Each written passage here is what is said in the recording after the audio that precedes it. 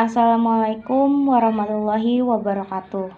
Perkenalkan, nama saya Anissa Fajria dari kelas 05 Farpe 003. Di sini saya akan memenuhi tugas praktek bahasa Indonesia, yaitu tugas wawancara tentang peran dan fungsi bahasa Indonesia dalam kehidupan sehari-hari. Saya sebagai pewawancara dan teman saya sebagai narasumber. Sebelumnya, boleh diperkenalkan diri dulu. Perkenalkan, nama saya Dia Lutfia sebagai narasumber. Dan saya sebagai pewawancara.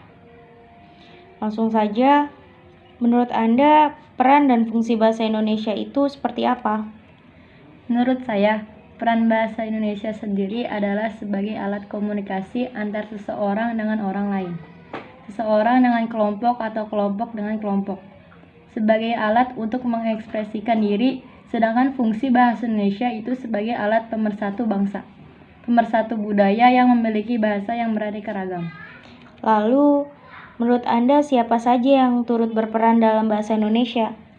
Semua turut berperan dalam melakukan penggunaan bahasa Indonesia dari saat balita sampai dewasa. Biasanya kapan Anda menggunakan bahasa Indonesia? Setiap saat, karena bahasa sendiri sangat penting untuk saling berkomunikasi.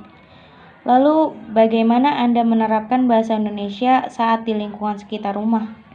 Saat di rumah, biasanya saya menggunakan bahasa formal untuk berkomunikasi dengan orang tua atau orang yang lebih tua dari saya.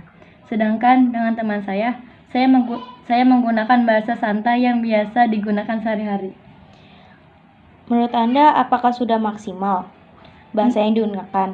Menurut saya, penggunaan bahasa Indonesia belum maksimal, karena lebih banyaknya penggunaan bahasa gaul dibandingkan bahasa Indonesia yang lebih baik dan benar. Lalu, apa alasan dan solusinya bahasa yang digunakan belum maksimal?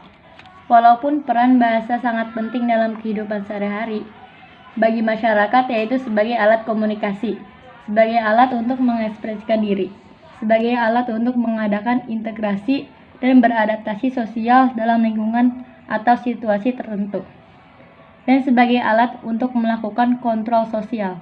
Sedangkan untuk fungsinya sebagai alat penghubung antar manusia dalam masyarakat, tapi masih banyak masyarakat yang masih menggunakan bahasa yang tidak baik dan benar, atau menggunakan bahasa sendiri maupun bahasa asing. Solusinya harus diterapkan dalam kehidupan sehari-hari. Penggunaan bahasa Indonesia yang baik dan benar agar terjalin hubungan dan menjaga bahasa Indonesia agar menjadi bahasa yang dapat mempersatukan berbagai kelompok masyarakat. Baik, terima kasih untuk waktunya untuk saya wawancarai. Wassalamualaikum warahmatullahi wabarakatuh.